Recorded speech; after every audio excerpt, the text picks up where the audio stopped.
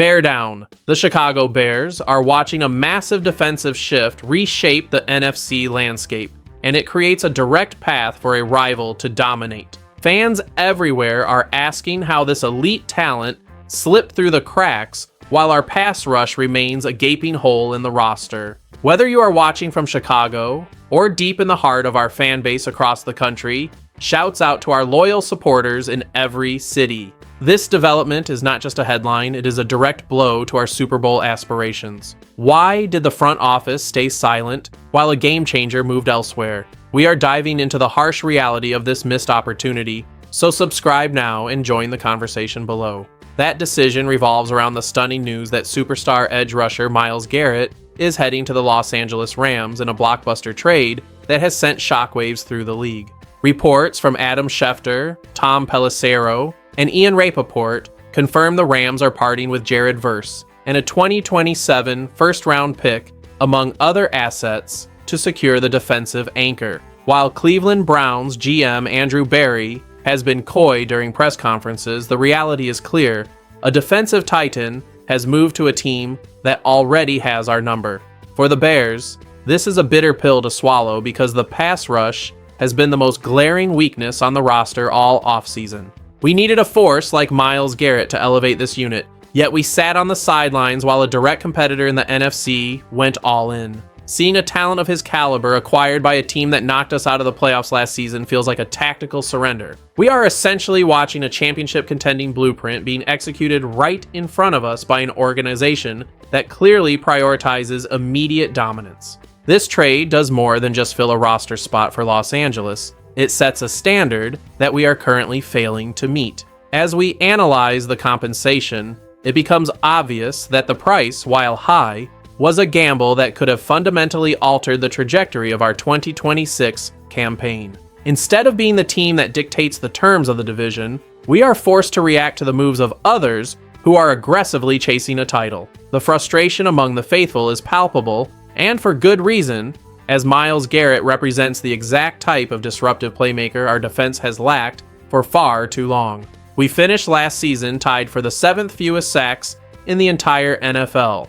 A statistic that frankly should be unacceptable for a franchise with our defensive pedigree. The decision to pass on a player who can single-handedly ruin a quarterback's afternoon is going to be scrutinized for months, if not years. Why does this matter? It matters because the window to win a Super Bowl is never wide open for long. When you have a roster that is competitive in other areas, neglecting the most critical position on the edge is a strategic failure. By allowing the Rams to bolster their front seven with such a generational talent, we have made our own path to a deep playoff run significantly steeper. The ripple effect of this trade is going to be felt in every game we play against similar heavy hitters. If we want to reach the Super Bowl in 2026, we cannot afford to have a pass rush that relies on hope rather than production. The Rams have essentially signaled that they are in win-now mode, and by standing pat, the Bears have signaled the opposite. This isn't just about missing out on a superstar. It is about the philosophy of building a team that can beat the best when it counts the most.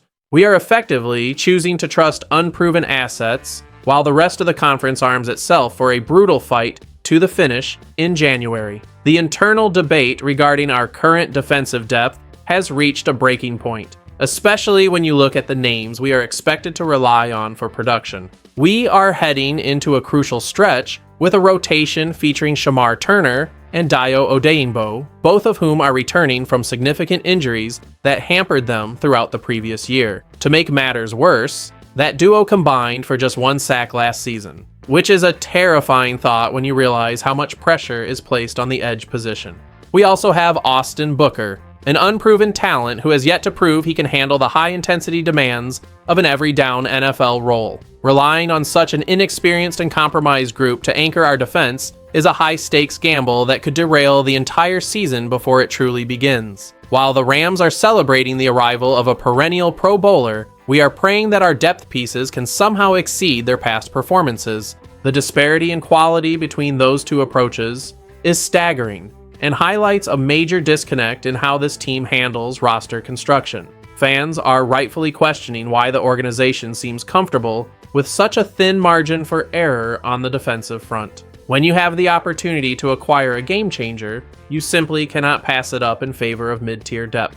The long-term consequences of this inactivity could be devastating for our win-loss record, especially when we face elite offensive lines that will capitalize on our inability to generate pressure. It is time for us to demand more from the front office. We have to be honest about the broader impact this move has on the hierarchy of the NFC and our standing within the division. The Rams proved last season that they have the tactical discipline to shut us down when it matters most, and adding Myles Garrett to their defensive scheme is a nightmare scenario for any offensive coordinator. This is not just a personnel upgrade, it is a statement of intent that the Rams are the team to beat. By watching them consolidate power, we are effectively watching our own title odds dwindle while our front office remains inactive in the pursuit of elite talent. This matters because it shifts the momentum of the entire conference. If we ever hope to hoist the Lombardi Trophy again, we need to stop viewing these elite players as luxury items and start seeing them as essential components of a winning structure. The reality is that in the modern NFL, games are won and lost in the trenches, and we have failed to address the most critical hole in our defensive strategy. Every week that passes without a move to bolster our pass rush is a week that we fall further behind the top-tier contenders. Our rivals are getting faster, stronger, and more dangerous, while we are left trying to patch holes with pieces that have yet to prove they belong on the field. The frustration among the fan base is not just about one player, it is about the refusal to participate in the arms race that defines championship-level football in 2026. Ultimately, the lack of aggressive movement from our front office to address the pass rush issue is a decision that could haunt this franchise for the duration of the 2026 season.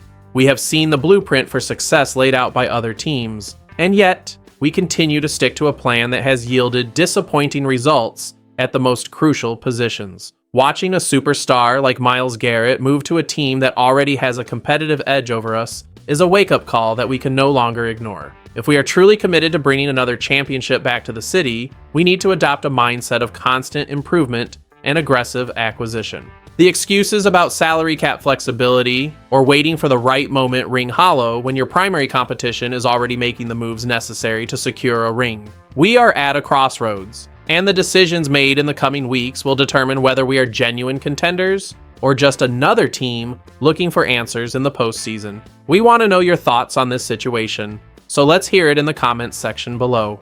Do you believe the front office made a massive mistake by not pursuing Myles Garrett? Or do you trust that our current rotation can somehow find a way to get the job done? Make sure to hit that like button if you're still standing with the team despite the frustration, and subscribe to the channel so you never miss a beat on the latest news from your favorite team in the league.